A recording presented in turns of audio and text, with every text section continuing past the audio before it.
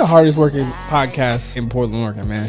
Play No. game. What's poppin', you guys? It's CB, your favorite underground, but on top of the ground, Pacific Northwest podcast, the Play No Games show, and I got friends. Yeah, what's poppin', guys? Ew. My name is Kos. And I'm Arthur. Should I introduce myself too? No, I feel like I'm not just part hold of the crew. up. Just get you. Hold up. Give it a second. We got you. Okay. We got And you.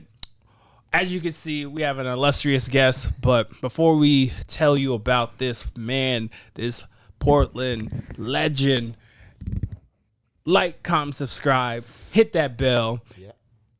We need it. Following is free. But I'm going to pass it to my main man to my left because he's going to let y'all know our best and most favorite segment. Yes, sir. This is the Play No Game segment. It could be positive, negative, informative. It could be anything you want it to be.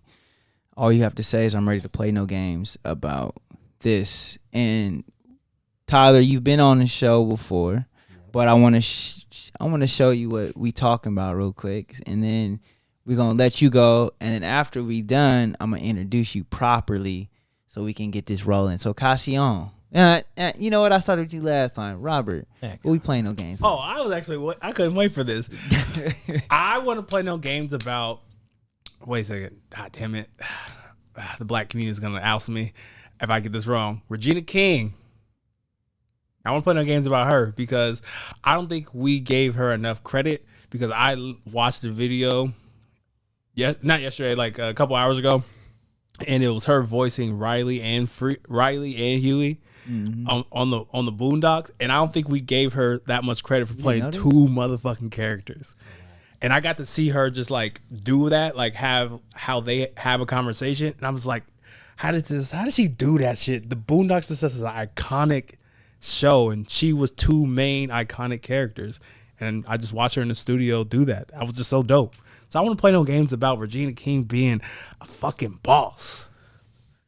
I think it's important for us to begin to recognize this the aspect of like voiceovers in general. I think it's a huge not only importance, but it's tough. It's a tough role to play because you don't actually get to be a character. You have to imagine your character.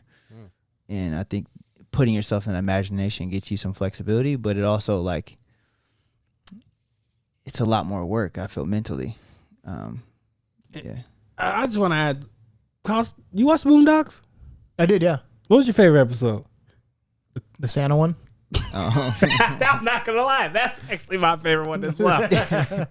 Dear the letter, yeah. Dear Santa Claus. Excuse me, dear Santa Claus, you bitch ass nigga. Ain't what you owe, but that's what I'm playing no games about. Cassian, what you playing no games about? Playing the games about time zones. I got a new client, and of course, they had to be in Guam, of all places. Oh, shout out to Guam. My wife's from Guam. Oh, yeah? Yeah. There you go. Shout out to Guam. Shout out to all the Chamorros out there. Oh, they're my folks, man. There Spam you go. Masubi, shout out to that. Ooh, Red okay. rice. There you go. Yeah, so my sales manager, he's actually from Guam. So he moved back to Guam, and of course, he had to sign on the dealership that's on, his island. But it's great. They're great clients. They're paying a good amount. But man, 17 hours is the time change. Oh, so Jesus. So when it's like, I don't even know, when it's like 4 a.m. over there, it's like 10 a.m. here, but it's 4 a.m. the next day. Yep. So yeah, so I gotta maybe work a couple later shifts just for those guys, but it's okay. It's all part of it. They're good clients. Yeah. Respect. Shout out to Guam. Shout out to Guam. Tomorrow, folks. What up, baby? I see y'all. Ty, Yes, sir. Tyler, what you playing no games about? Yeah, see, look, this time he didn't give me no script. He didn't give me no questions. I'm just walking into it. Yes, you are. I'm playing no games, and I'm sure y'all have talked about this in a recent pod. You know where I'm going. I'm playing no games with keeping Dame in Portland. Oh, It's an exhausted set. Look, they gave me a platform, and I'm here to exhaust it. Look, here we go. I was at the Genesis. I'm probably the biggest Portland. I'm biggest Blazer fan, for sure the biggest Dame fan. I was at the Genesis, and we were sitting in Lake. I don't ever go to Lake Oswego. We Oh, was at Lake Oswego with my cousins from Eastern Oregon. We eating, and they're like, "Oh, you see what's going on over there?" I say, "No, what's going on? Like, what do you mean?" They're like, "Oh, the Blazers are having a meeting." I said, "Oh, shoot. Oh, okay. I see Paul Allen. I see him. I see the GM. Forgot his name, who that was." And then there was this shorter Yellow shirt. black dude. And I was like, "Who the dude they meet with?" He's like, "Oh, that's Damian Lillard. He plays at Weber State." I said, "Who and where?" Oh, that's funny. Okay. I said, "What they meeting with him for?" We had the 6th pick, and I said, "I think they said they're about to draft him." I said, "They ain't drafting him. They better off drafting me." Drafting into the military? What? No. I wasn't a believer, but then I went home, went and watched his YouTube clips, and we've been connected ever since. So this is cool that I'm playing no games with this, because my son was able today to meet Dame at his camp. I bought an authentic jersey. My son froze up when he met him, and he asked him as he was walking up. Dame was like, "Oh, this is like a real authentic jersey." And I told my son to tell him, "My dad says you need to stay in Portland." What's my son say? "Oh, I know. Thank you. My dad spent like $275 on it." Fumbled the bag, man. That was our opportunity to get in the camp and let him know, "Damn, we can make this thing work. What you need, man?" There ain't no games about Dame Lillard staying in Portland, by all means. Respect. I'm right there with you. See? It's My brother. I just I was depressed for about a week. it is what it is at this point. It's if you're a Blazer fan, you know the pain. You're almost used to just. It's sad. This is a different pain. It is in a way, but I don't know. I'm excited about the future. I'll say that. At this point, that's all we can look forward to. Yeah. It's the only sure thing we can look forward I to. like the young guys. Oh yeah. who? I think Who? y'all, Shut up. What, the young guys? Who? You don't like the young guys? Who? Shaden, Anthony, You think? But Scoot. you think they're gonna lead the Blazers to a playoff run? the playoffs. Yeah, why As not? they Yeah. get older and they get some. And they Dude, they're literally the average age of them. I think is like 22, maybe 21. We're probably gonna be the youngest team in the league next year. We were already without Dame. People don't realize how young we've been for like 2 years. Like when you take Dame off the team, the oldest person I think was Nurk or maybe Jeremy. They're like 28, and everybody else is like 22, 21. Okay, Takes but experience. but you got to think about some of the other young guns and some of these other teams like Memphis and Worried about them? and Can Ja and be Houston. eligible? No, Ja's not eligible. New Orleans, but like you gotta look at like there's a lot of young talent across the board. It doesn't matter about that. It's about Shaden's special. Come on. Oklahoma City. That's what They don't got nobody that's as good as Shaden. Shaden's. Are you talking about? Shy is way better than him. Yeah, Shai's like 5 years older though. Shy's like 25. Yeah. He's only- been in the league he's- sneakily for like 6 He's years. only no, he hasn't. At least 5. yes. At least Yeah, 5 years, yeah. He's only like For 1 year. 24 or something like that. 24, Played for the 25. Clips for Been in the 1 league since he was year. 18. But if This is what if it's the other dude is OKC. 22, they're only 3 Yeah. years apart, bro. Like I'll say that. I'll say to Josh Giddey's pretty good. I'll say that. Josh Giddey is Giddy up. Josh Giddey's Giddy pretty up. nice. yeah. I'm saying We always get these pretty nice guys that don't make it very long and go somewhere else and have a better season. some accuracy. There is accuracy there. You know, I will not give you that because we normally trade him for some 28-year-old guy who's getting paid way too much. Oh, Jeremy Grant. Norman Powell for Gary Trent, for example. Oh, absolutely. But is Dame gonna stay? I Uh-uh. wouldn't put my bets on it. It- Unfortunately, It's okay. Y'all need the voice. I'm not Little Dirk, but y'all gonna get me, the super fan. he told me he's gonna be a Blazers fan if Dame leaves. Really? Oh, you're not a Blazers fan right now. He hates the Blazers. Hold on, bro. I'm Really? glad old man. Hey, I'm is walking off. Hey, man, we can cut this. I've always told them I'm gonna keep it a band. I'll just say this: if I ever Really? meet Dame in real life, I'm gonna keep it 100. Off the court, so much respect for him. On the court, I got issues and problems. So the only thing I will say, Is it on the court? a little bit. Only thing I have problems with is how are you gonna say? Don't get me wrong. I'm gonna say this. Please be upset. I know Kevin Durant is one of the softest superstars. At least he can admit that. But when he's like, when he made the comment of like, all right, I don't want to run from the grind. My only thing is now you're running from the grind. Management, let management do management. All I'm saying is eat those words. Become the villain. Don't what y'all doing now on the Twitter stuff. You're running from it. You're a hypocrite. Just say you are. I'll just say this. It's your career, but you just can't be sniping other people and then do the same thing they're doing. That's all I gotta say. So That's off the court, though. No, You're saying he's running from the on the court grind. Jimmy Butler. What about Jimmy? He did it. He didn't ask for nothing. He's just doing stuff. Jimmy's played for like 4 teams. And pretty much just burned every bridge. Bro, He's he been played. He found the right We organization. know he played. Yeah, it took you 4 times. Hey, He burnt up the Also, young boys. Dame asked for a request at 33 years old. James Harden asked for like 4 Hey. by the time he was 30. hey, I'll say this: Dame is no James Harden. I will put them in different stratosphere. That menace to society, he's ruined so many of my bets. So I will admit to Playoffs. that. You was on some playoff buddy with him. That's fine. Regular season, you was hitting home runs. Hey man, I was a KD fan. I'm still a KD fan. I love KD. I love KD. But I can admit when my heroes, Well, I can admit it too. I would say that I was surprised that he requested a trade. I never thought that was gonna happen. I didn't see that coming. Everybody was, all my homies was like, nah, bro, just watch. Like I got dudes that, buddy, that's like not in that circle, but he hangs around NBA guys. He's trying to make his way, and they're coaching, and he's telling me, and he's like, if they draft young boy at 3, he's gone. And we was traveling, and I'm trying to watch it on my phone. We was driving to Cali. Okay, Amari, I'm trying to explain to my son. I said, okay, if they say with the 3rd pick, the Blazers trade something, Scoot Henderson, who they drafted, Dame staying. Yeah. But as soon as they said they draft Scoot Henderson, I said, oh shit, Yeah. it's a wrap. And Dame probably said the same thing. He probably watching it like, all right. Yeah, exactly. Last question for you, Blazer related. Are you team make Dame happy, send him to the Heat, or team let's get the best assets we can as the Blazers? That's a tough one. Well, first of all, I don't think Miami has a package deal. No. Like Tyler Hero to me is a good basketball player. He's not as good as Ant. Exactly. You know what I mean? I think Ant's a more complete. Like he can play the point. You know what I mean? Tyler Hero's maybe a little taller. They shoot about this. I mean, yeah. I'm like, we don't need him. We don't. You know what I mean? He's gonna take time away from our other young dudes developing. They just don't have no pieces. I don't want picks because if Dame goes there, those picks is going to be like 20. Yeah. You know what I mean? So, like, we ain't getting no top draft pick. So, at this point, I wouldn't send my man to, like, Orlando. Oh, You know what I mean? They got assets, though. They do got assets. OKC got a ton of assets, too. Think about him and Shea in the back. The perfect trade would be with Toronto because they have too many forwards. But how good? I want to work with Masai Ujiri. Let me say this. Let me just say, I'm going to wrap up. How good are these Pascal and Pascal, OG? he's gone. He's washed. Pascal left. Well, But Scotty Barnes, left? Pascal's not in Toronto. Scotty Barnes. Yes, he is. No, he just got traded. he didn't get traded yet. He didn't Pascal.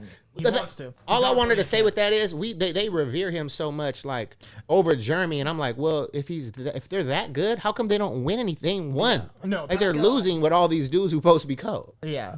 I will say though, like I'm talking about like Scotty Barnes, OG Anunoby. Is OG that good? No. Defensively, Is he better than Jeremy Grant all around? Yes. He's smaller though. He's like 6'6", 6'7", so he's. But not, he's bigger though. He's a big boy. oh, He's a bigger. better on-ball defender than Jeremy Grant. Yes. Okay, probably just a little bit more agile. He's more agile. He's stronger too. That's the thing. Can't shoot as good, I don't think though. No, but Jeremy's not like a knockdown guy either. I play no games about my Blazers, man. I could do a whole podcast on that. I should. And as we transition, because we gonna keep pushing forward. We gonna skip mine today. It's all right. I love to introduce this diamond in the rough, man. I think he's made an impact not only in society close range, but all over the United States now. And if you don't know him, you've probably seen him. And if you've seen him, you've probably heard him. My voice is high pitched. And, he's one of the most impactful motivational speakers that I've seen and witnessed to students since I've been alive. And it's yours truly, the missionary man, Tyler Monk. My God. Look. Hey, man, I appreciate that, AJ. Welcome. So I love, you know what, bro? This is what we're going to do. I want to bring you on the team, pay you a nice, lucrative salary. Oh. And open up for me every time with those type of words. Oh, I see. Hey. The setup is everything, bro. I go to, if I still speak it, because I do speak at schools quite a bit, and they be like, all right, Tyler's here. This one kid, I walk in his classroom. I told you about that.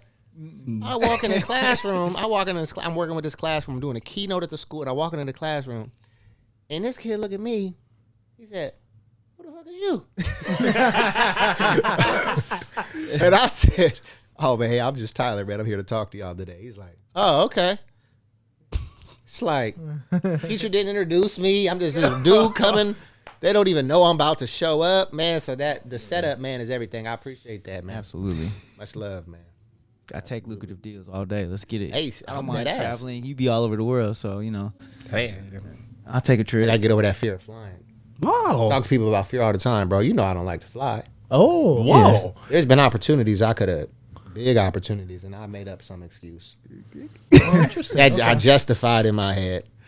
And I flew all the time in college because when I hooped, I had to fly all the time.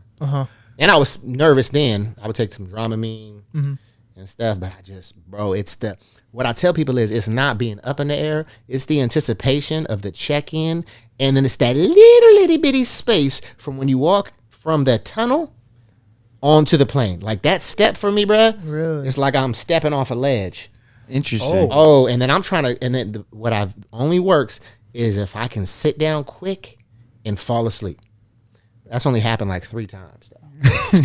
That's crazy. I didn't know that. Yeah. Oh yeah. Big. What's like the longest flight you can handle? We flew to Hawaii for hoop. Funny story is I went to Central Washington as a D2, played ball there, and how I chose. So young folks, when you choose your college, make sure you do more thorough research than this. I went on the website. I said, okay, let me see what dudes they got on the team. How many dudes around my height play point guard, shooting guard. And I said, well, let me see their schedule. Who do they play? Because I never heard of the school. First thing I see, I said, oh, going to Chico. I was like, I've been to Chico. Going to Vegas. I said, oh, not bad. And I said, oh, going to Hawaii? I said, sign me up. Where's Central Washington? I don't even know. What kind of programs you got? I don't give a damn. I'm going to Hawaii on a free trip. Boy, we was out there kicking it, taking huge L's. But Honolulu was popping. You see what I'm talking about? Absolutely. Oh, that's hilarious. I appreciate y'all. So about 6 hours. My wife, because like I said, she's from Guam. She went back for the first time in 20 years because her father, they had to lay his father down. They have like a ritual that they do, and it's like a 7-day process. Oh, wow. She brought our oldest daughter, which was really cool because it's also super expensive. Oh, yeah. I mean, round trip is 3 racks. But they was telling me how long they was on them flights. It was like go to Hawaii, then from Hawaii to Japan, and Japan. I said, oh, no. It's like 24 hours of flying. Yeah. Nah. I think that would be good for me because at some point you just not nervous no more. You just like, well, shit, this is what it is. If we die, we die. We here, man. If the journey ended tomorrow, would you be happy where you are? Oh, okay. And you say the journey, like basically, In your process, in your process of motivational speaking. Okay, so we're talking everything in that sector of what I do professionally. Yes and no. I'm at a place, man, where every day I just wake up grateful. You know what I mean? And I think a lot of people struggle with perspective on that. You know, there's this like mentality that we've all had to come to a point where it's like, shit, I got to go to this job today. Then you're like, you don't want to go there. It's like I was a sandwich artist. Y'all know what that is, right? Yeah. Where you work at? Were you a sandwich artist? Subway. Yeah, boy, I whipped them things. I was nice. That was like, oh, I have to do this. Then you get to a job when I was working with youth. Like, man, this is, I want to do this. I want to go to work, but it's not providing financially. I'm not having the reach or the impact that I want. It was limited. And now I get to do something. I wake up and I say, man, I get to do this. I'm grateful for it. So, for me, there's contentment and then complacent. So I'm content. You know what I mean? My kids is healthy. We're able to, swipe a card and not have to worry about like, is it going through? Take trips. I'm grateful for what I have right now, but I'm hungry for more.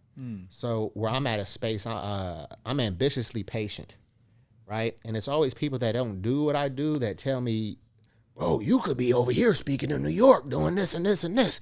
It's like, you don't understand kind of how I operate. Like my main thing was like, make as much money as I can, but not have that sacrifice me being there with my family.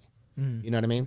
So there's been, like I said, there's been deals where I could have contracts that I could have signed and could have went on. And it's like, nah, I don't really flow with my timeline.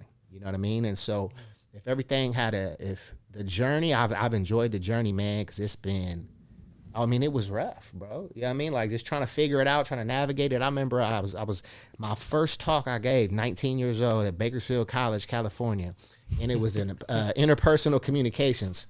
And I'm sitting up there, bro. You know, community college, you got a mixed bag. You got some grandmas, some aunties.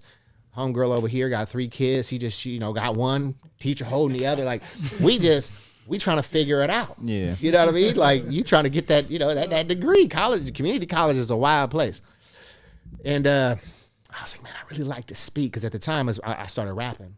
And I really wasn't that good. Like, I had bars, but I could not put it together. Like, it was very clunky. So I was like, well, how else can I like share a message? I was like, well, I could speak. So I wrote my first talk, man. I was reading that piece of paper, boy. All the talk was, who is you? Where'd you come from? And why'd you decide to go to Bakersfield College? And I couldn't get out 2 minutes. Then I moved on to the Boys and Girls Club. This is probably 6 years later. And I worked in the gym room and the games room. I was the games room staff lead. That was my job. Basically in charge of board game checkouts. Oh, Jesus. Hey. Breaking up the fights at the pool table. These kids that get physical. Don't mess with somebody's foosball, boy. This is going down. So anyway, I'm into quotes, right? And I said, man, forget all these damn quotes. I ain't Googling no more quotes. I'm gonna start making my own quotes. Boy, if my first quote didn't make no damn sense, it was something like something about being outstanding, but if you're looking outside the circle, then you're outside standing. And it was a bar. I was like, Damn. it was a bar, That's but a it big was Sean line right there. Oh man, but hey,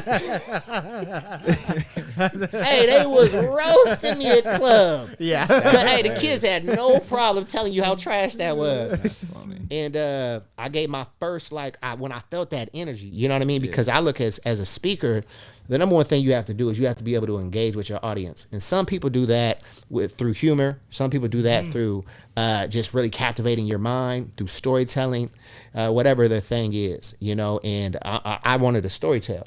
So I wanted to storytell, but then teach something. Yeah. Right? Because if you just storytell, then people are like, damn, that was cool, but what did I learn? Then if you just teach something, you're going to lose people because you're boring. So how can I infuse like inspirational storytelling and all that? And so I gave my first real one when I was actually decent and got some people to actually laugh and engage was I was running the parent orientations at the Boys and Girls Club. Oh, man. They gave me a pamphlet and they said, Tyler, just tell them what the club's about. I said, well, put that damn pamphlet out of here. I'm ready. It's time to shine. And I go up there, boy, and I got them going. And I started doing more and just I would take any opportunity. I think a lot of the times people just don't.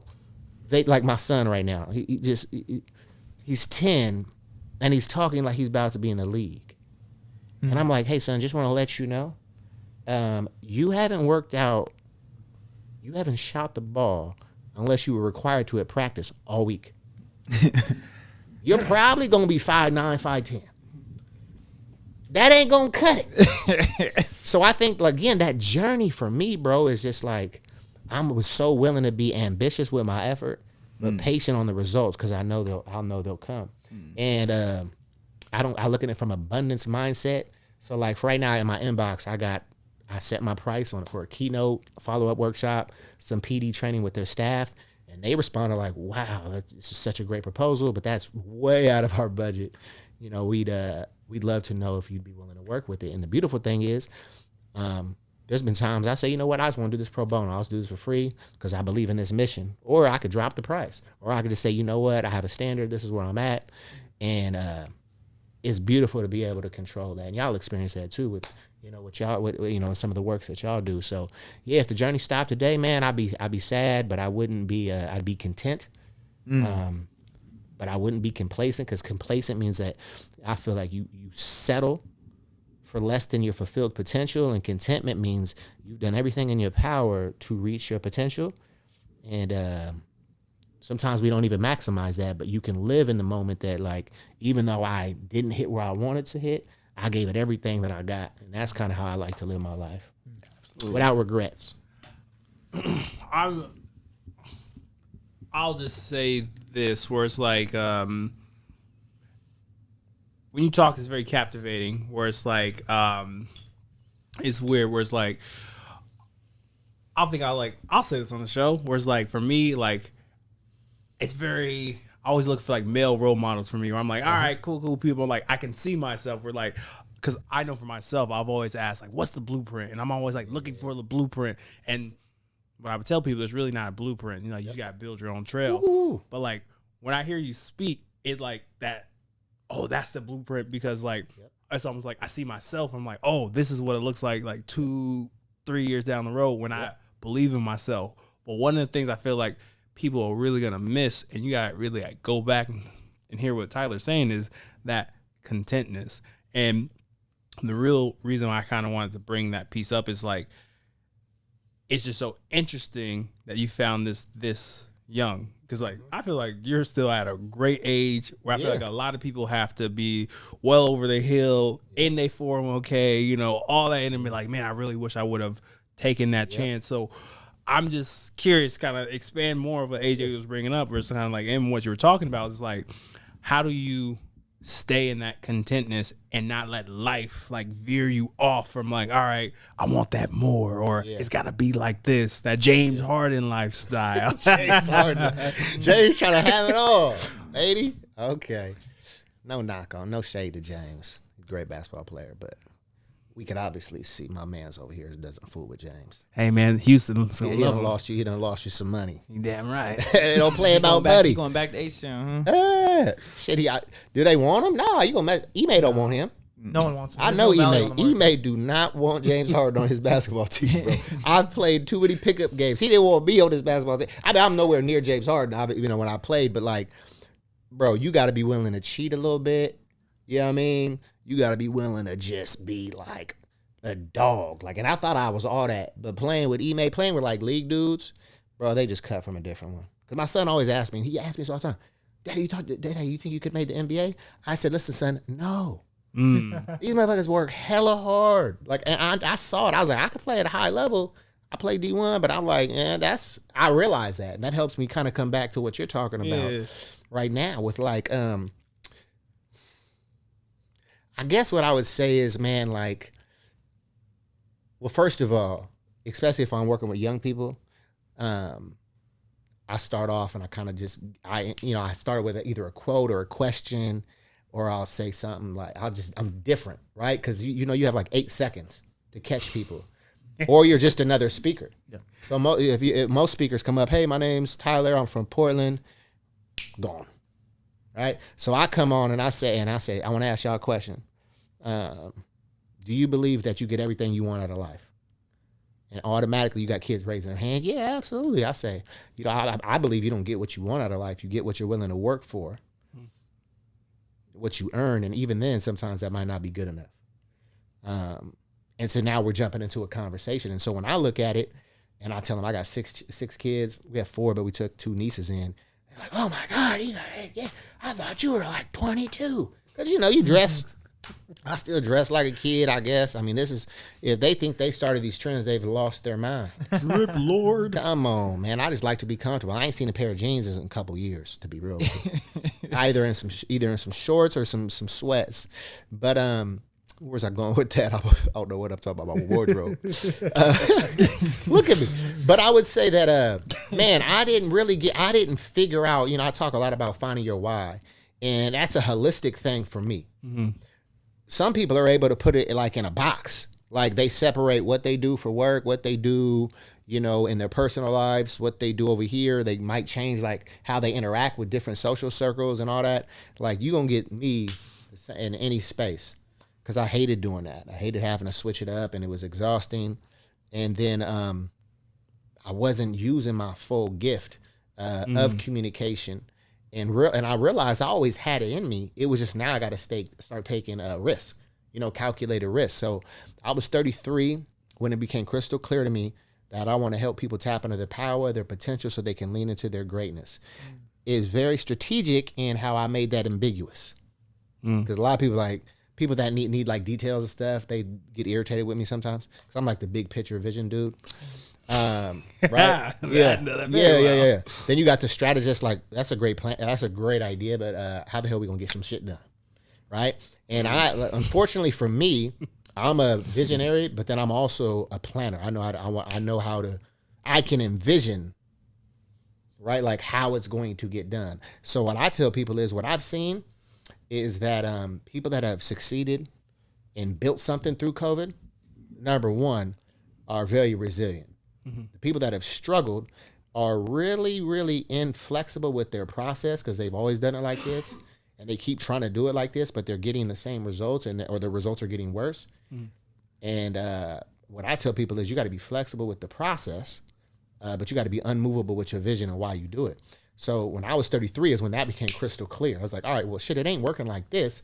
I'm gonna start doing it like this. And the first thing I did, because like I was trying to build a business off this, I didn't know what my rates were. Made up the first 5 contracts. I was like, I didn't even know how to charge it. I was $5,000. It sounds good, and they paid me. I was like, oh shit, I guess I charge $5,000. and then I would try new strategies, and I talked to other speakers, and they never asked this. Somebody asked me to come in, and I say, hey, look, well, do you know what your budget range is? And a lot of speakers said, no, I don't ever ask that. I just tell them, here's like my price, and here's the lowest I'm willing to go. And to me, that's just very transactional, right? And so I don't want to treat it like that. I feel like here's what this is worth based on that. And then if that's, outside your budget, let's have dialogue. And so I've just figured this out myself. I didn't take a course on that, on how to, I Googled, how to, write a proposal. And bro, I tell you right now, at least 10 organizations have told me this is the best proposal they've ever seen. Welcome to Google Docs merged with Canva.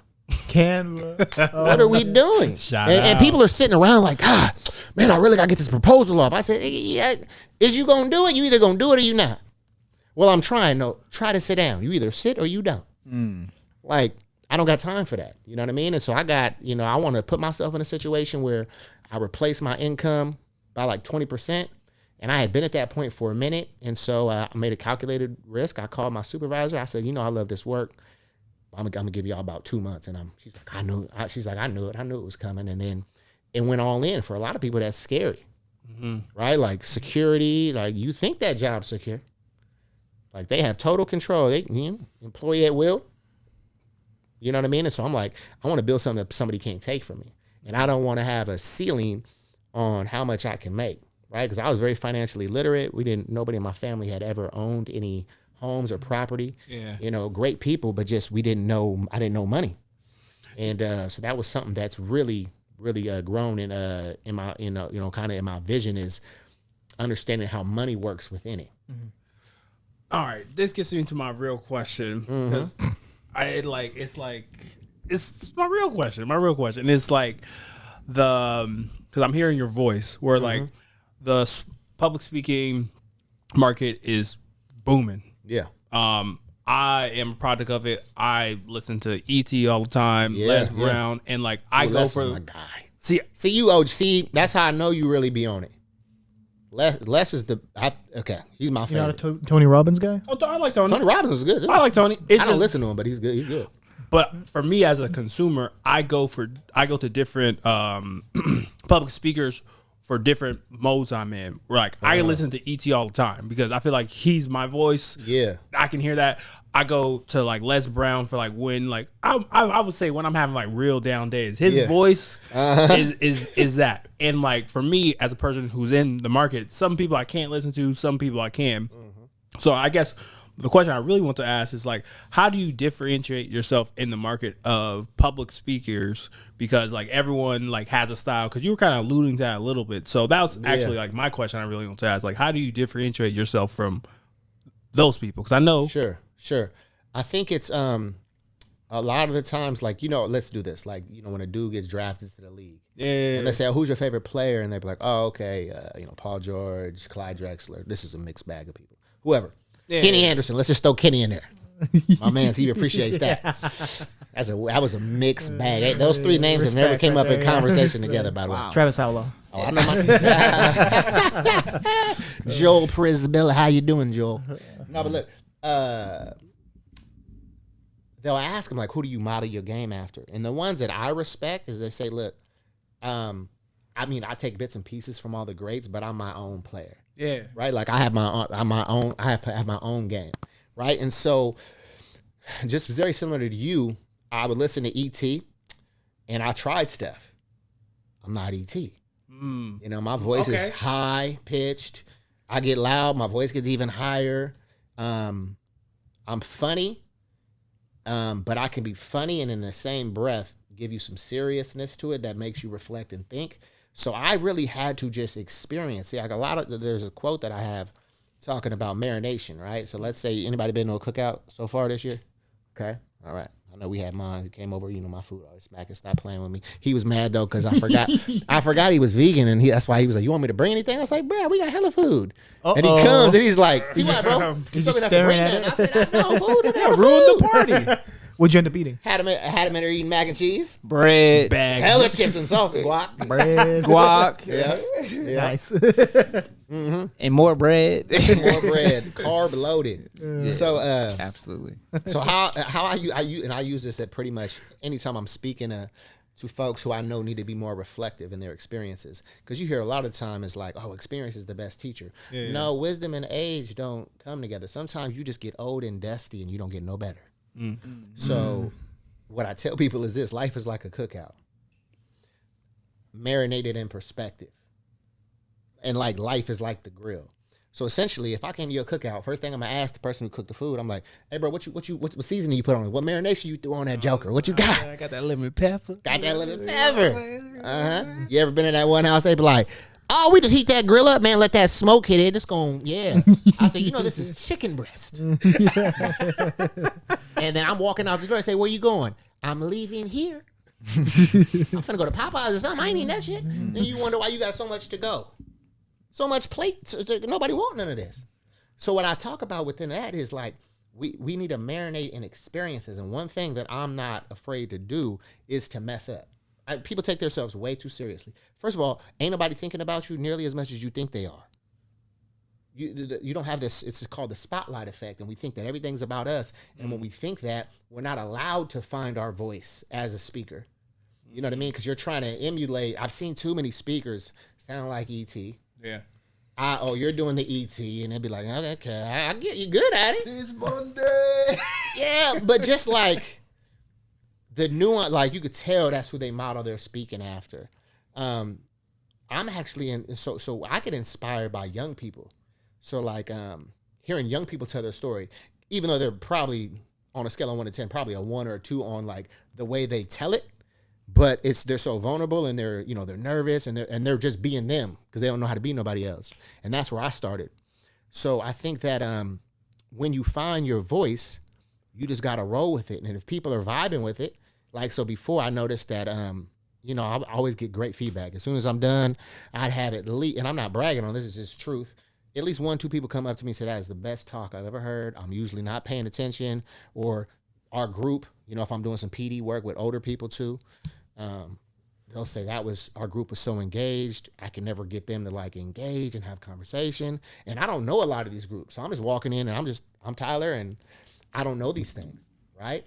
I just have an unwavering belief and confidence in myself to deliver a message, not because external validation, but an internal investment on myself that like I put in the work. You know what I mean? Like, I put in hours and hours and hours and hours and hours and hours and hours of content. So that's why I know what my worth is. And I tell people this all the time. When you're great at what you do, people will find you. I don't market. I mean, I do. I guess I have Instagram, but you don't see me on a commercial like, "Hey guys, hey," because a lot of people do this. "Hey, I got a course, usually $1,800, $497 today." Yeah. How much that shit gets so annoying to me. And it's just like, but that's their thing, and they're selling it. And so people tell me they always like, "You should do Patreon, you should do this, you should do this." Yeah. I'm like, you don't do any of this shit. Why? It's always the people not doing it trying to give you advice. Yeah. So there's only certain people that I really listen to on that. And then I just trust my instincts, and I fail and I learn and I see what works for me. And I love it, man, because I love when something didn't go well. Like, man, bro, it was, and other people would have took it and ran with it. I said, okay, I need to step my game up. I need to get data. Because there's those data heads that like, well, how can you show? Because as a speaker, I know I can say all these fancy words. This, people are going to get inspired. They're going to want to be engaged. They're going to make, have perspective and make different choices based on our conversation. How do you gauge that? How do you quantify that?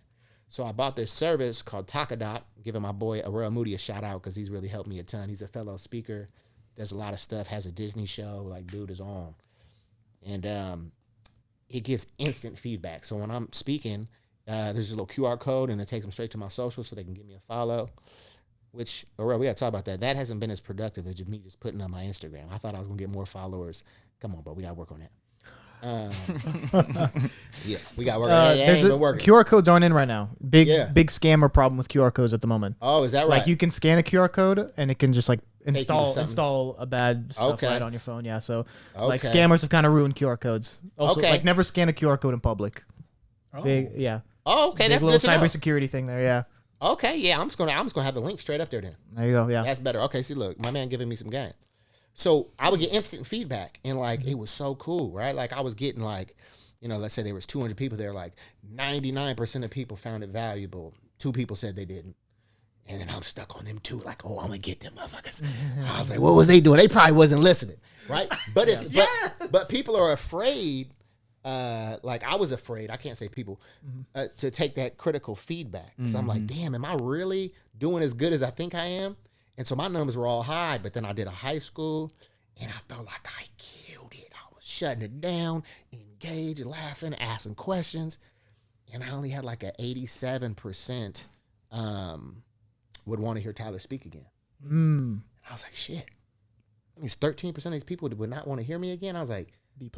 That's not good. I want 100% on everything. Yeah. So it's that drives me, right? That I'm never gonna shoot for perfection, but like, okay, I'm not the one to sit down and point the finger and blame and say, oh, because of you just didn't like how I talked or you didn't know. I need to understand like what am I missing to reach these people, right?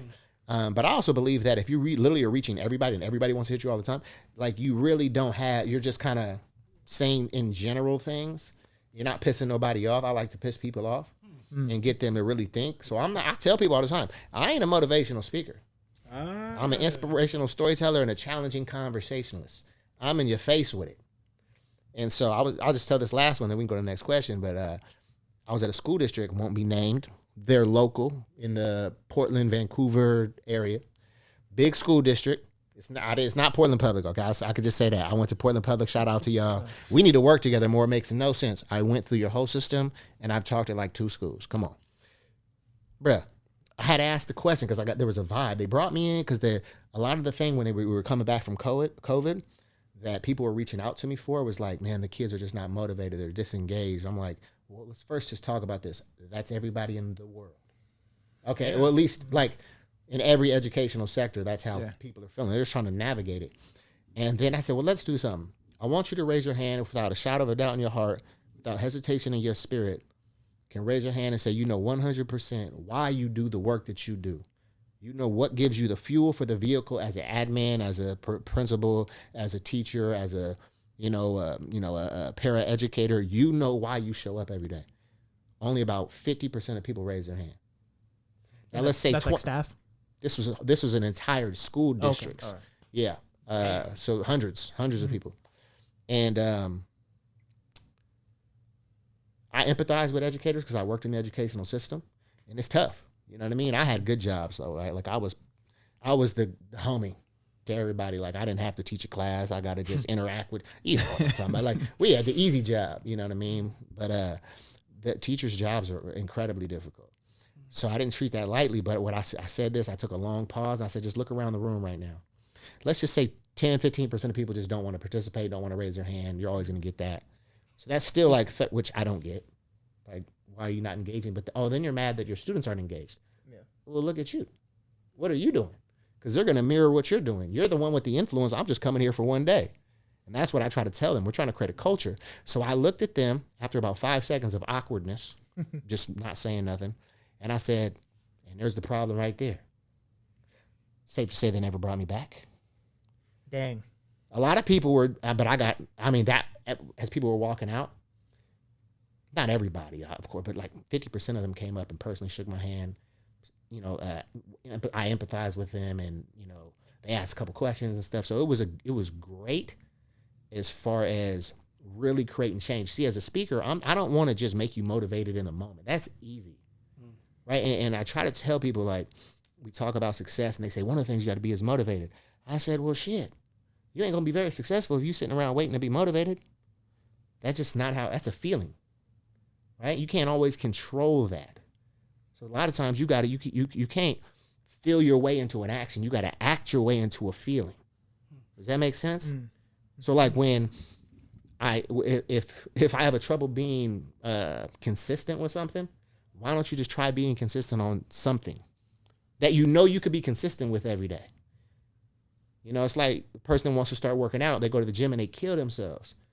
They say, I'm gonna do 50 push-ups, I'm gonna do 50 squats, I'm gonna do this. You ain't done a push-up, a squat, or nothing in 10 years. You ain't gonna be able to walk down the stairs. You're gonna be tumbling and stumbling. You ain't gonna be able to shit for 2 days. You ever been there before, trying to sit down after you done leg day, boy? One thing I never understand, I put this on my story, you might have seen this. Whoever, architects, designers, here's a tip. Stop putting leg equipment upstairs. Put it on the lower level. Who the hell's trying to walk down some stairs after I've done leg day? You're just asking for a lawsuit. Well, what happened? My legs was worn out. You motherfuckers put these damn stairs up here. Ain't no elevator. So anyway, man, that's just where I'm at with it, man. Like, you got to find your own voice, but you got to marinate in experiences, right? That will develop your perspective. And I think only then will you be able to find your voice. Because if you're speaking in a way that, and you know what it is, we've all been there before. Maybe it's not speaking, it's doing something else that's unauthentic to you. You might be really good at hiding it, but at some point there's going to be a tipping point. And you're going to be resentful of that. And you're going to max out at a certain level because you have now lost creativity and you've just relied on whatever, trying to be like somebody else. So you got to get some experiences. It's just like if you're trying to try a new move, there's this funny like little video of Pat Ewing when he was coaching. Did y'all see that one? And he was just like, he's like, what was that shot? Have you ever worked on that shot? And he's like, nah, I don't know. He probably said, yeah, I've worked on that shot. But like, you don't want to work on a shot when the popcorn's going and the lights is on. You want to, quote says, you want to, people get rewarded in public for what they practice for years in private. Right? So what are you working on behind the scenes? And I'm big on that. So like when I'm in my car, sometimes I listen to music, but I'm reflecting new content. I know I got a session coming up here with a school district. We're talking safety. And as far as safety, we're going to be talking about like how to create a culture where, there's buy-in to that. And so I'm thinking, my mind just is always working on new content, new ideas. And it's dangerous in the car because I be trying to take notes and don't do that. Oh, no. Yeah, so good thing we got memos. You know what I mean? We got memos, so. There you go. Experiences, man. Marination. Marinate your chicken, people. There you go. That old nasty shoelace, dirty tennis shoe food that you got going on. Do you have time for one more question? I got time, bro. Okay, we're good on time? Today I got time. Okay. I wish I could sing though. So we all have good days, bad days, high energy days, low days. As someone that works in the field where you're supposed to motivate people, what helps you get motivated when you're maybe feeling a little low energy on a day? Oh, that's a good question, man. This is where you got to be vulnerable. Well, first of all, the word I said, vulnerable. One of the greatest compliments I can get. It's not that you were the best speaker ever, or that was the greatest quote. It's, I appreciate your authenticity. I loved how you were so vulnerable, right? And so if I ain't feeling it, I'm not going to say that right when I walk in. They'd be like, well, shit. That was one of the things. That was one of the quotes. When I got 87%, he was like, I thought I came here to be motivated. I was like, I told you I didn't come here for that. you wasn't listening. So I tell him like this. I said, look, I just had a surgery. You don't know about this, but I had a surgery. I was dealing with some health stuff, and I had a keynote in Spokane, Washington. I never miss any of my speaking engagements, right? So I did one. And then I was actually in the hospital for like 4 days recovering from it. And so I had to miss one out there. And I had just had surgery Friday, but I said, babe, we got to drive back to Portland today. Tyler, you cannot drive in a car. I said, babe, I got a commitment. These people leaning on me. You know what I mean? Like, I'm off the drugs. I could barely walk. Damn. And I said, we're going to drive back to Portland. We got to go do it. So we're driving. Do I feel like speaking to anybody? Not necessarily. Do I would say where I was at is a space where my confidence was low because I am a high energy speaker. But then I'll take you to a space like this where we're, it kind of ebbs and flows. And I was like, and so I told them when I came up there very vulnerably, and I just said, hey, I just had some surgery. And so this is new for me. So I'm going to be, chilling out on the stool, but I'm still going to give you everything that I got. So what I do is I try to take the spotlight off of me. And I try to think about what everybody's going through. Because remember that quote I said, like, one of the fastest ways you can gain empathy and not be so consumed with what other people think is understand that people aren't thinking about you nearly as much as you think they are. So, like, for instance, we're all worried about self. So I know that going into a talk. So I'll say that. I'm like, look, homie over here might be thinking about, man, damn, did I feed my dog? Okay, what time's the game coming on? Like, y'all are thinking about other things. And I just want to give you something that you can walk away from. So anytime I hit that stage and I step on it, like, the energy just comes. Because to me, it's I wouldn't say it's entertainment, but I'm performing. That's what I would say. Because before I was a speaker, I was a rapper, and I put out about 3.5 projects, I would say, and I had bars. Don't play with me. I might give you something before we get off here. Don't play with me. Look, I don't play. And everybody always would say, "Man, your music's so good. I love your vulnerability." But I know I didn't have music to market. I was kind of in that. And when I say that, I'm nearly not as good as him, but like that J. Cole vein where it's like. Only real rap heads really listen to, to stuff like that. And it was in Portland, 2011. So I was like, shit, man, I really want to get my voice out there. So when I go back to those moments, I go back to why did I start this? And it might sound cliche, but it's like your why is your fuel source. Everybody has a vehicle, right? So what do you do? Because you said you have clients. Yeah, I work in digital marketing. Okay, you own your own company? No. Okay, so you work for a company. Yeah. Okay. And then, so what do you do? Is this is all you? This is you. Yes. The podcast. He can't say what he does. Okay. What you got going? You already know how I work. Okay. I work. The only one that's willing to put it on video, huh? Over here. Mental health field. Okay. Mental health field. I knew that. Yeah, we talked about that last time. I'm in the private mental health field. Yeah, so gotta. So High school work. We all got reasons why we got into that work. Mm-hmm.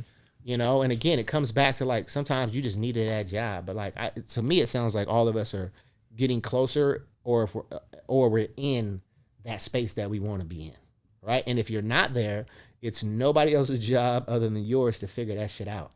So what I tell people is you have to be so hungry to figure what that is for you. I can't tell you what to go do. So I say define successful. People usually say, to be happy. I ain't never met a person that wanted to be depressed, frustrated, and broke. Right? So everybody wants to be happy, but you got to define what happy looks like. And until I got to that point, what would happy look like in my life? What would, financial security look like? What would, time with family look like? And I identified those things, created core values around them. And it doesn't matter how I'm feeling. See, that's how I operate. And I try to talk to my kids about this all the time. They sometimes listen. Sometimes, you're not going to want to. I'll go to schools and I'll say, teachers, educators, or I'll go to jobs, and you got your supervisor sitting here next to you. With the workforce industry, I do a lot of work with them. Raise your hand if there's been days you didn't want to show up to work.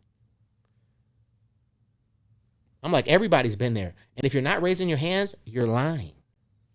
Even if you love what you do, there's going to be some shit that happens. So when I was going to that talk, I'm already feeling like shit. I ain't got no energy. I have doctor said I need to immediately go home and lay down. I said, no. 3 minutes before I'm about to go on, 3 minutes before we show up, I'm going on stage. In 10 minutes, my son calls me, Dad, what do I do? I said, what you mean? What happened? He's like, Avea just, the baby just pooped. And I'm like, wait, how do you know she just pooped? Well, she told me, so I took her diaper off, and I don't know how to put the other one on. So it's literally a shit show. before I'm about to hit this stage, my son calling me. He's 10, trying to change his little baby cousin's diaper. I said, well, first of all, why are you taking it off? Just leave it. We'll be home soon. You don't know how to change the diaper. And so I go on. That's like the first story I tell. It's like, I know we all got things. You're either in a challenge, coming out of a challenge, or headed into a challenge. It's not about the avoidance. It's about how you develop things that help you navigate and maneuver the detours. See, but a lot of people give up when they see the detours and they turn around and come home. But if you want it bad enough, like I had some tickets right here to Hawaii, right? And I'm afraid to fly. But they're free tickets and I got to stay for a week. That fear we gonna figure it out through that fear. You know, if you want it bad enough, if my daughter, she is very highly motivated by sugar. I asked her to clean her little room. She's 5. I don't play games. We play no games. She's 5. I said, baby, look, I'll let you watch the show a little bit longer, but you need to clean up by 9 o'clock. I come down there at 9 o'clock. You think it's cleaned up? She said, Daddy, I didn't know what time it was. I didn't have a watch. I didn't know. I was like, you know, we got Alexa. You can use the iPad. If I said, hey, at 9 o'clock, I'm going to give you ice cream, you on the door at 8:59. Daddy, I'm ready. Can I get my ice cream? See, you do it because you want to. We prioritize the things that we say are important, but it's not so much what you say. It's what you do that tells me what is really important. Or there's a level of fear that you just got to figure out how to navigate through. With such a big family, how do you help them recognize their own motivations? Oh, that's a good one, man. Well, the first thing is we don't really use the word motivated in the house. Not saying that's a bad word, but that causes them to think that I'm not motivated, so I don't have to do it. Mm-hmm. And the reality is, you just said it, like literally everything that we want is on the other side of the door, of uncomfortability, of fear, of the unknown. Yeah.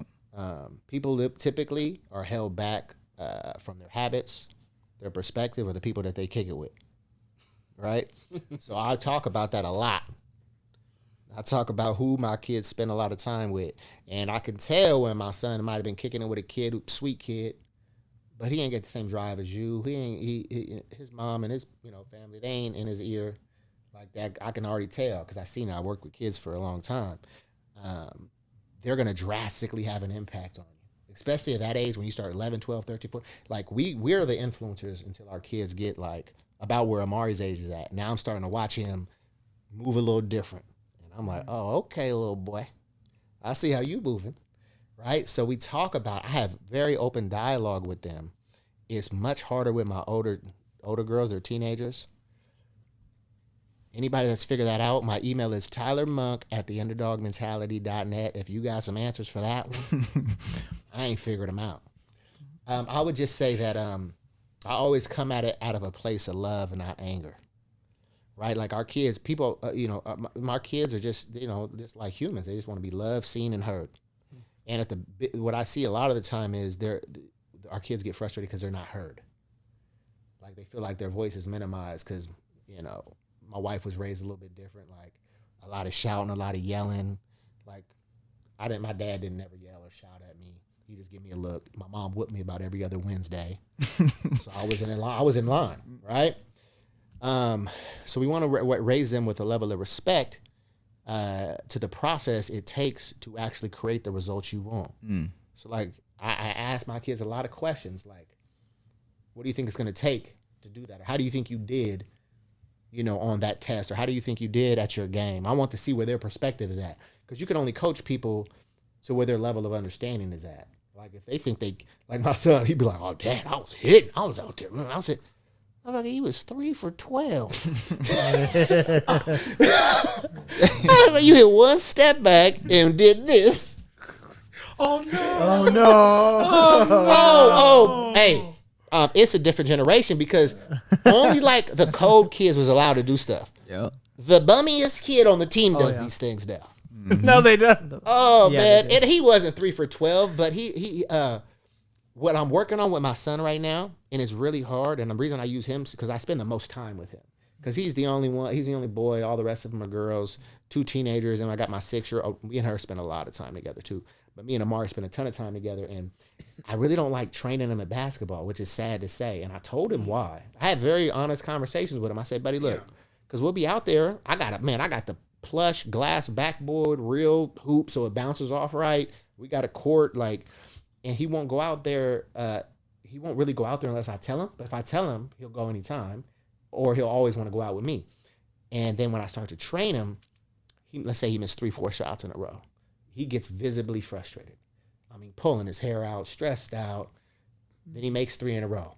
Let's go! Can't stop me! I'm like, 2 minutes ago, you was ready to quit. Tears in your eyes.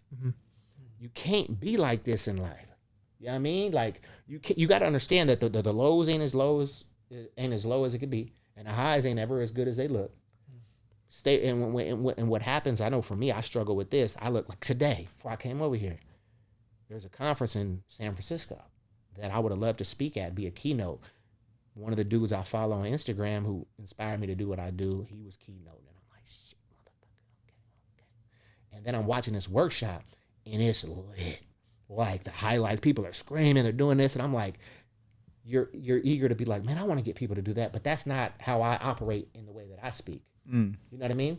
Yeah. So what I'm trying to figure out is, like, what motivates my kids is it needs to be why you do the work and why and who you are authentically to it. So with having a large family, like, first of all, just trying to be the example. So I try to, like, this summer I've been bringing my kids. They come see me speak. They come see what I do. It was really cool. I think they was hyping me up though, bro. I couldn't tell if they were being sarcastic or if they were really this excited. I don't know. Let's just say they were really excited. So I brought my daughter who lives in Texas, so she don't ever see me do this speaking.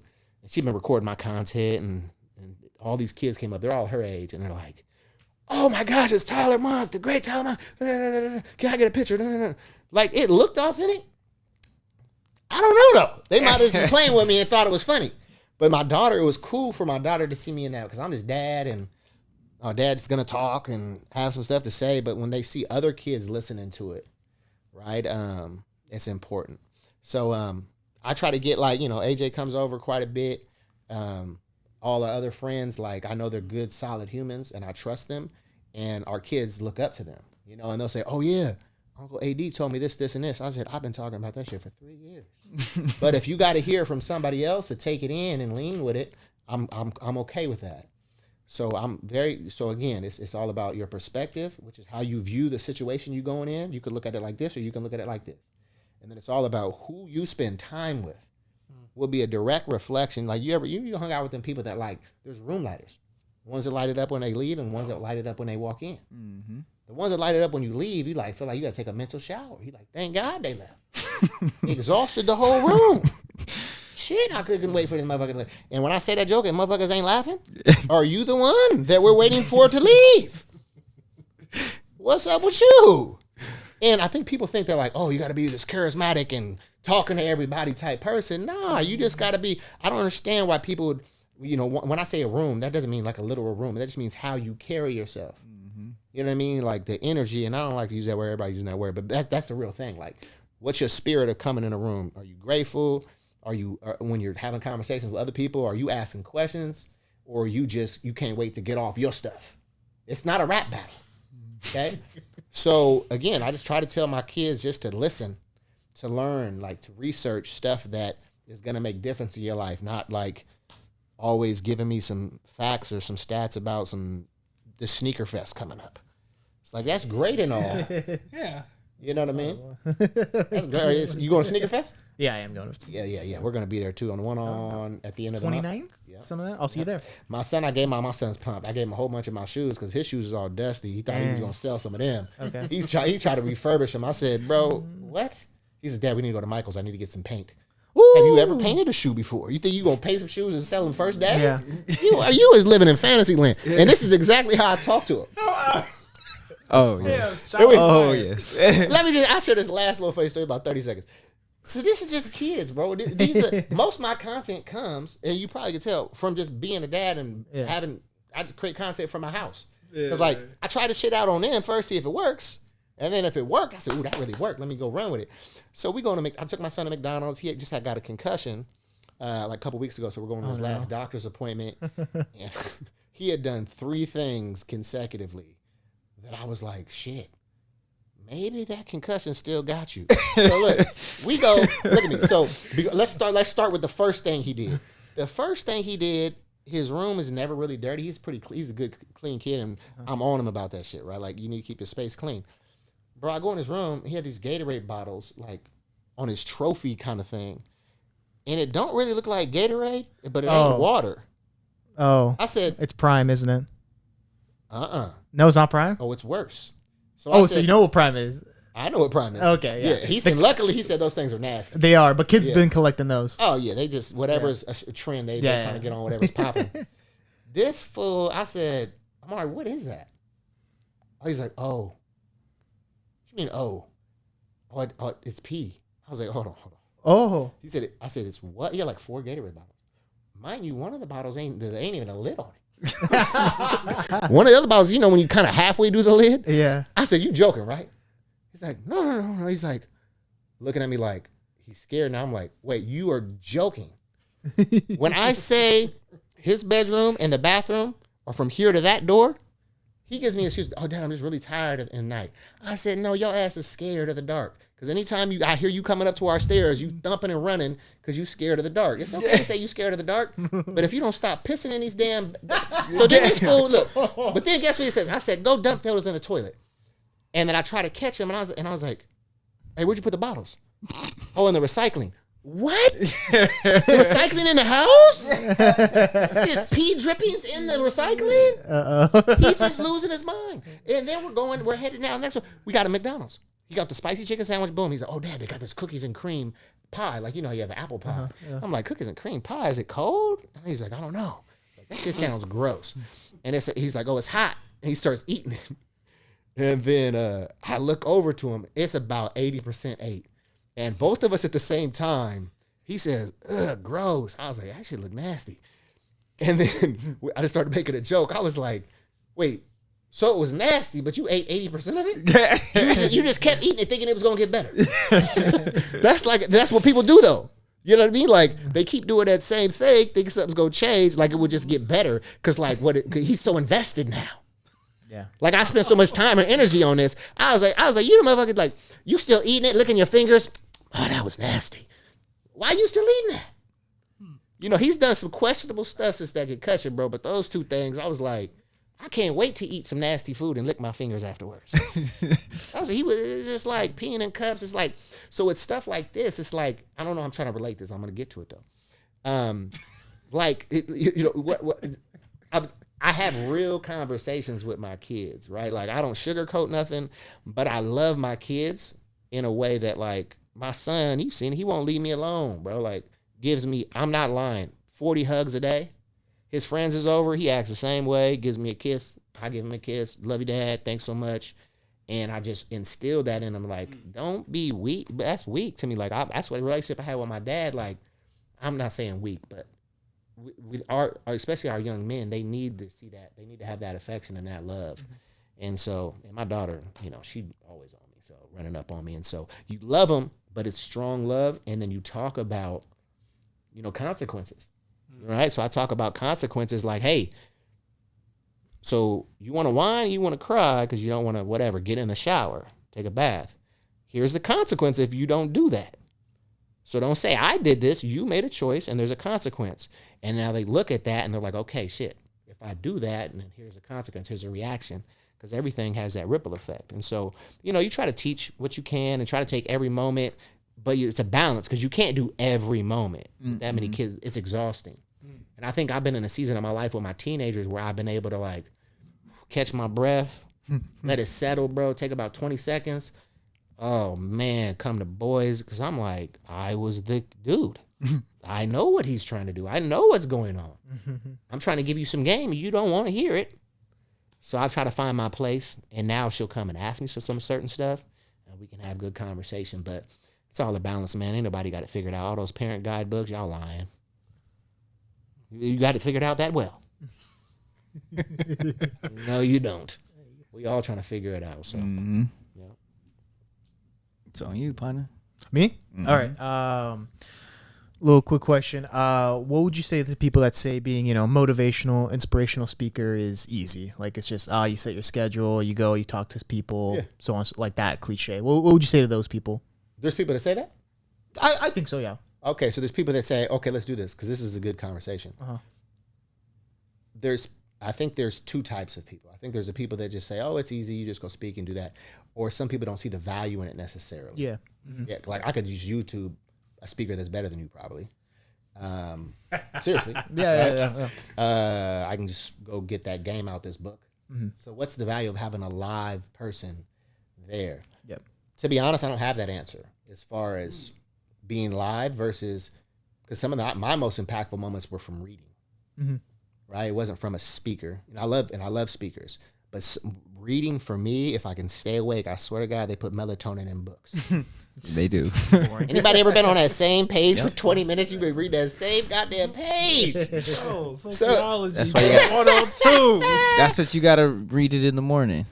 That's true. That's the one time I won't fall asleep. Read it in the morning. Any other time I'm sleeping. That's what I learned because I always fall asleep to books. It's Big brain. All right. It's in good the to go morning to sleep with some too. So let's get to this, okay? So let's talk about the first person who says it's easy. That's a person who doesn't do it. And that just gets, so when somebody doesn't do what I do and they say it's easy or something, that gives me confirmation that I'm doing the right thing. So when somebody, because it means they either can't do it, they're scared to do it, they just don't understand it. And they're just doing probably, first of all, that's never a person that is doing something, I'm not going to say unique, but that's never an entrepreneur who says that. It's never a person of great ambition. It's a person that is settled a little bit. So let's get that out. I've never had an ambitious, business-owned, business-minded, creative say that. I've heard other people say it though, right? Like when we were taught, when I found out how much speakers can make, it's like a $40 billion industry, right? Yes. And I would say where I'm at as far as speaking, I'm like as far as performance and pay, I'm like top like 2% in the profession that I'm in. And we just scratching the surface. Like there's so much opportunity with it. Now that's talking like financially, right? Like you could say you're a speaker all you want, but do you get paid? Yeah. Right? Yeah. Now, in $200 and a Nike gift card is cool, but that's not your career.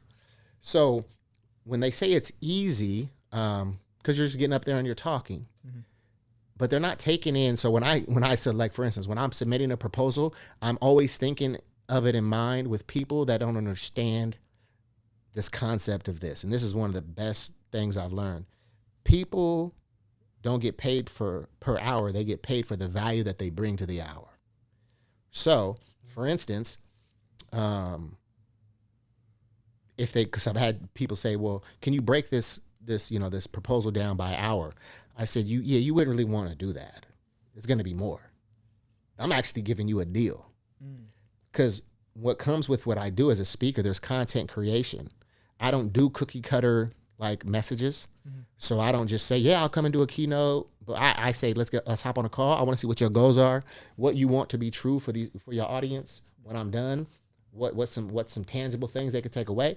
So I'm creating content off of that. And then I'm building stories, and I'm building principles, and I'm doing research on the organization. So I'm doing all this stuff that people don't see. They think you just show up for 30 minutes, 60 minutes and speak. Yeah. No, that's not how it works. It's just like nobody would ever say that with like a concert. Yeah. Right? Like and these dudes and there's a lot of work that goes into the concerts, but you're literally singing the same songs every night. Same songs every night. You don't even you're not creating new songs on the fly, for every venue.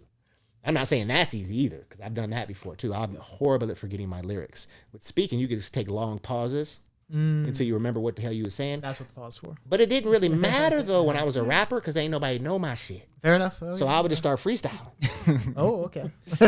And then nobody knew it anyway. So okay, so we've touched on that person. So I have to extrapolate through a proposal or through communication, and I don't have to do this that often because a lot of my business is built off word of mouth. Like I was just in New Mexico, I've been in San Diego, I've been in a lot of different places. Not because somebody found me. It's because I spoke and somebody heard that and they said you need to have him come speak.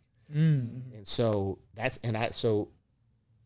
just look at it like, man, if I actually I have a strategic marketing like plan, but not like, it's not robust. It's not like, I know I could be doing things much, a lot more, but then I just don't want to be on the road all like that. Yeah. So there's that person. So I have to explain to them sometimes like the value that you're getting with this. And what I always do is I always deliver more than what is expected.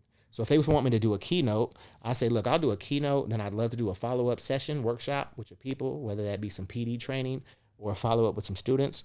And then I have a digital series that I have called the Underdog Mentality Essence, and that will be exclusively given to y'all. So you're like, shit, we getting all this. I thought he was just going to come speak for 30 minutes. Yeah. And I'm very upfront with them. And I'll tell them, I'll say, look, I love motivational speakers. I get hype and I get motivated, but I'm a motivated person. I'm an inspired person. Most people aren't, right? They need something to get them to move.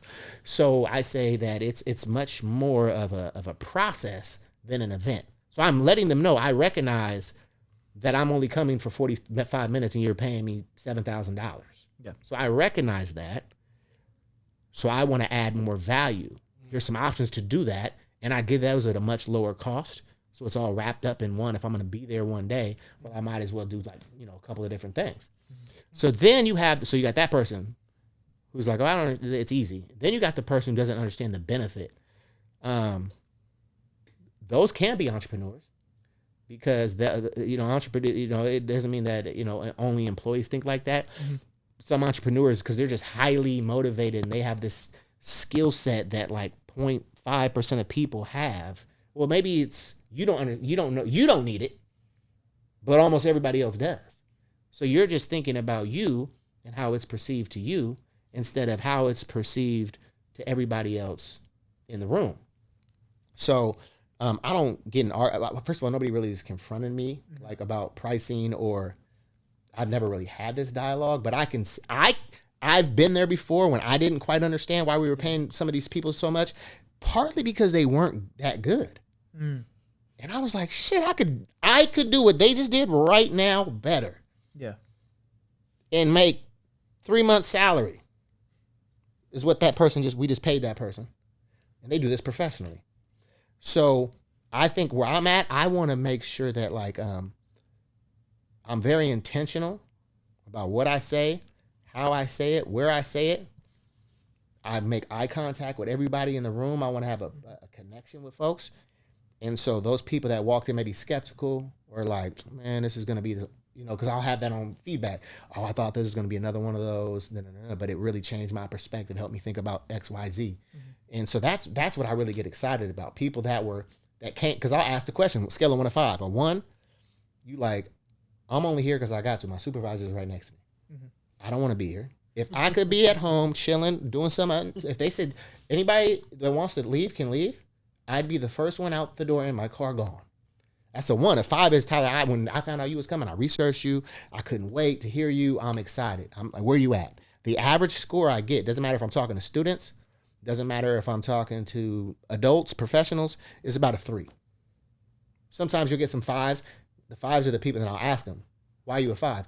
I looked at some of your content, so I think it's going to resonate. 1s are usually people that they don't even know. They didn't even look at the email that came through that said I'm here today. Yeah. They're like, what is this dude doing? Right? So, yeah. We've all been there because we've all that because a lot of us have had bad experience. I mean, show of hands, who's had a bad experience with like a speaker or a trainer, and it's just like, bro, this is a snooze fest, right? Like, and especially you got to know your audience. Like maybe your audience doesn't need all that hype and all that, high level engagement. They need some hard details and steps on like, okay, how do I apply what you're talking about? Yeah. And that's what people are saying. Like, how do I like, I don't see the value of like, I don't want people to ever leave my session, which has happened quite a bit when I first started, that I know how to make people feel and feel encouraged and feel inspired, which is the goal, because you need to figure out what it is that you need to do. I cannot tell you what you need to do. I can give you some things that have worked for me, and I can help you shift your perspective, some mindset development things, but you got to make choices on where you want to take those things. And if you don't, well, then you got to look in the mirror and say like, shit, maybe I actually do need to find, a speaker and understand the importance and the value of it. Because there was one group that I was working with and she didn't see the value in it, but they had to spend the money. So she was trying to pay me like the bare minimum. Because I used to work for this organization, even though they were in a different state, I was willing to do it at a lower rate. And she was so happy when COVID came, she couldn't wait to say, oh, we got to cancel the contract. Sorry. Because she didn't see any value in it. And then you wonder why the people that you serve are struggling because you're missing something. You know what I mean? So, yeah, man, I think it's all it's really a personal preference individually, but collectively, I mean, all the data shows like if you can catch a moment, like life can change for you if you hear something, and it doesn't just change like that. That's the misconception, right? Like it takes years. Like I tell young people, I was 33 when I figured it out. Literally, if I'm speaking to 16-year-olds, I was twice your age, and I don't even feel old yet. Matter of fact, I can still dunk till I'm 45. That's a goal that I have. There you go. And I said, who wants smoke? We can go to the gym right now. I got sneakers in the trunk. I'm lying. I do not want no smoke, so nobody's took me up on that. I am not stretched. But you can dunk. You know? Yeah. Oh, easy. Okay. Oh, yeah, I'm windmilling. Windmilling. Oh, yeah. Okay. We get it in 5'11" and a quarter. Respect. Yeah. You never seen me windmill? No. Oh, In a video. Oh, in a video. Okay. LA Fitness. That's where I go. LA Keep them rims about 9-10 for you.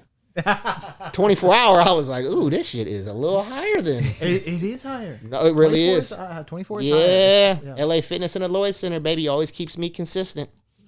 All you got to post is the make. I remember one time I did it because I was, most of my videos I record in the car because everybody in my house. And I screenshotted how many videos it took me to post this one video. And one of the homies was like, damn, bro, I thought you was doing them shits in one take. I said, no. Sometimes you get on, forget your name, forget this, stutter. It's like, it ain't perfect. Bro, I know what I want to say, but you want to get it right. Yeah. You know what I mean? It's minimum, I'm 10, 15 takes, but it took 5 minutes to do that.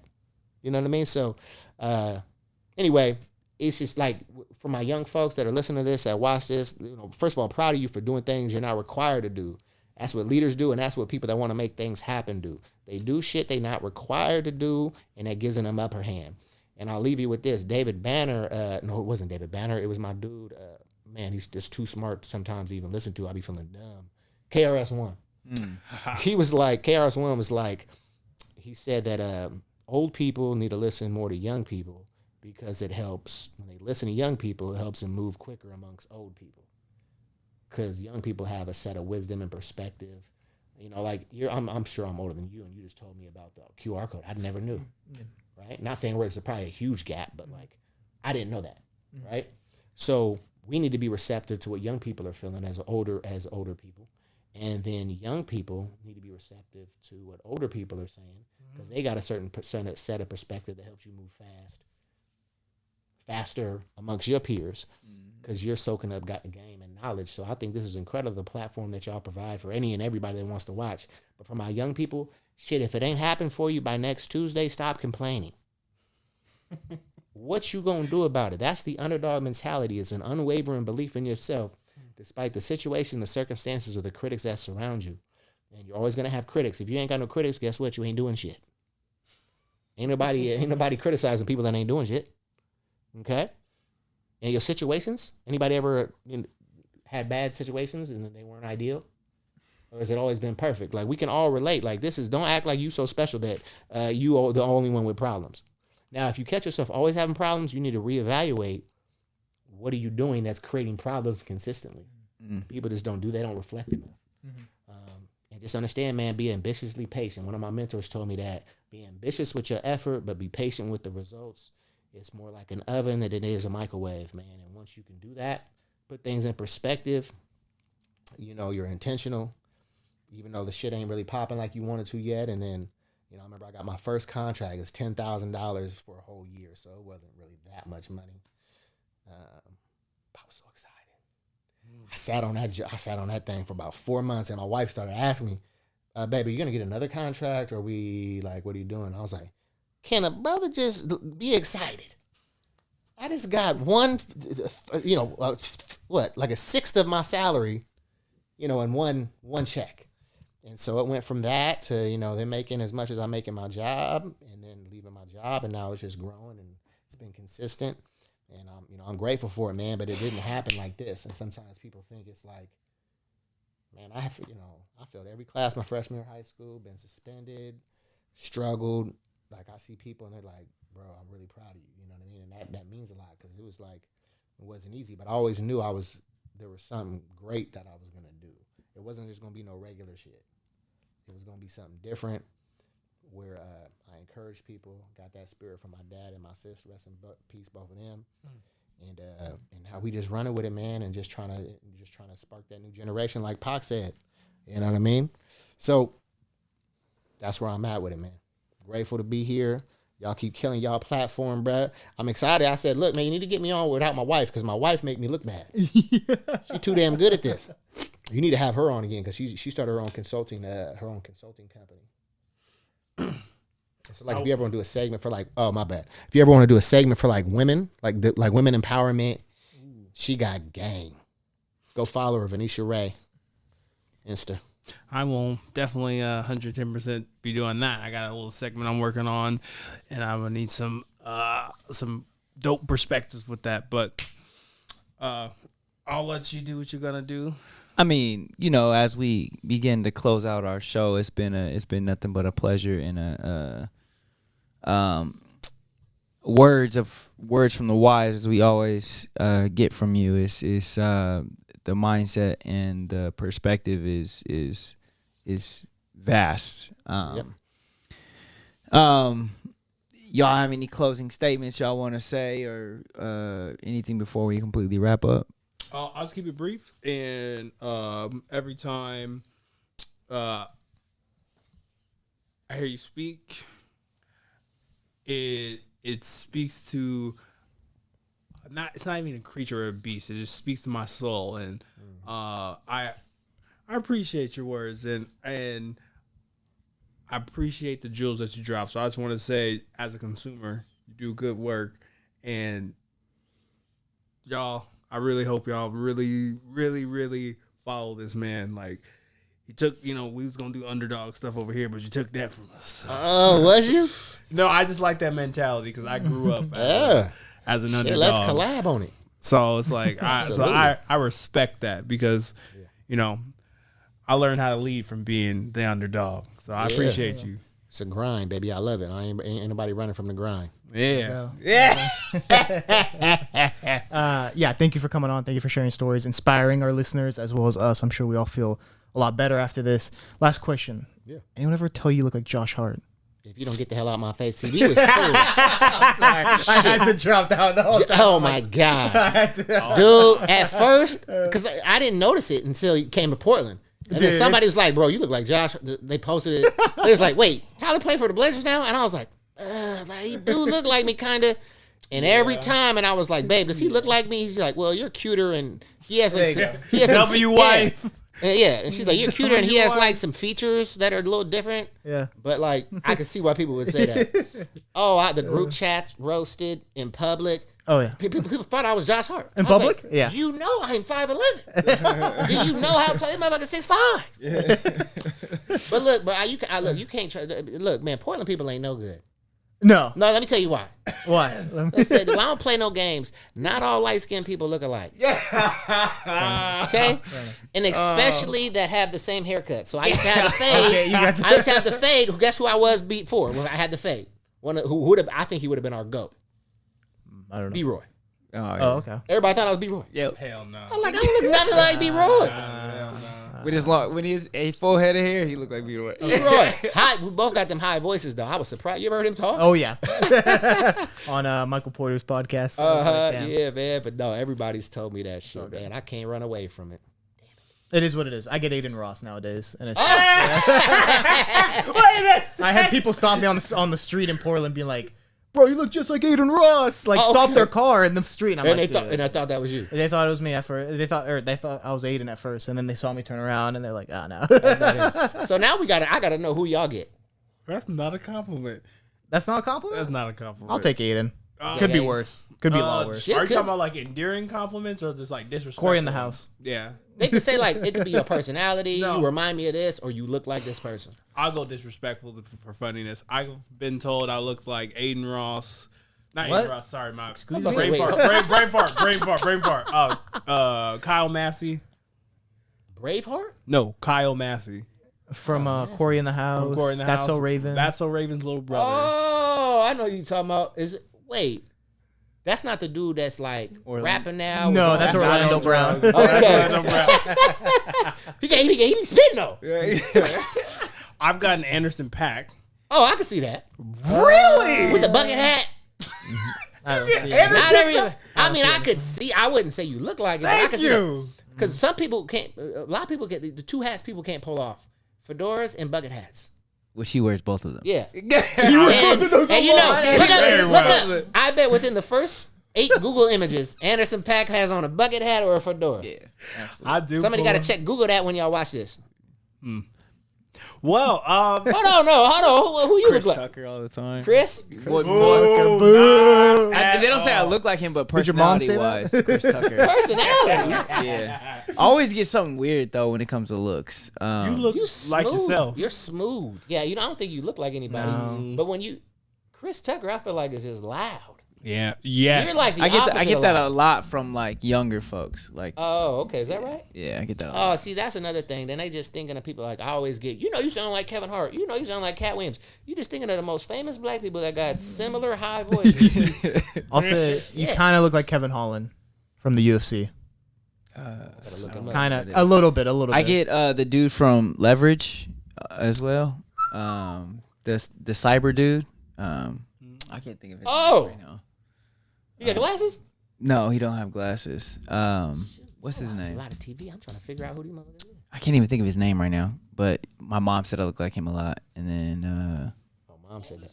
Otis Hodge. Yeah. Oh, Otis Hush. Okay. Did you find a Google image of Anderson .Paak within the first 8 of a hat? Yeah. So that's Come on, no. That doesn't. Let me see. That doesn't look like AJ. Kevin Holland? No. No. no. No. It's I just- don't see it. No, it's just the tattoos. You, Yeah, I'm you look trying to like think, like- yourself.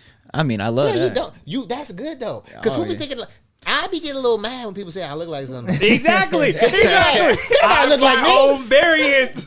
But You it's, know what I mean? Yeah. but I always get I look different in different haircuts. Like every time Yeah. I change Oh, my yeah. hair, Yeah. people Oh, are for like, sure. "Wait, you look like Yeah, it someone changes else," you a or lot. "You look." Yeah. So yeah, I get that one all the time. But Yeah. for those that have been watching, you know, let them know how they can get a hold of you, TY. Yeah. Best platform. I'm all social, but the one I utilize the most for the content that I post is the underdog mentality. You could just put that in Instagram. You'll find it there. If folks are looking to book me, and I always do like a 30-minute consultation free just to see if there's synergy, if it makes sense. I want to learn more about your organization and the people that you serve, or it's you. I don't do any personal one-on-one coaching, please. I did that and it's exhausting. I love y'all, but we're talking about the same thing every week. Okay, let's move forward. But if you That's big time. Fight. hit me up on, Insta would be good, but LinkedIn, I'm on LinkedIn, just Tyler Monk on LinkedIn, and the Underdog on all the other platforms. I'm building my TikTok up a little bit. My daughter's helping me with that. Oh. I'm getting kind of nice. A lot of little things you could do on there. Oh yeah.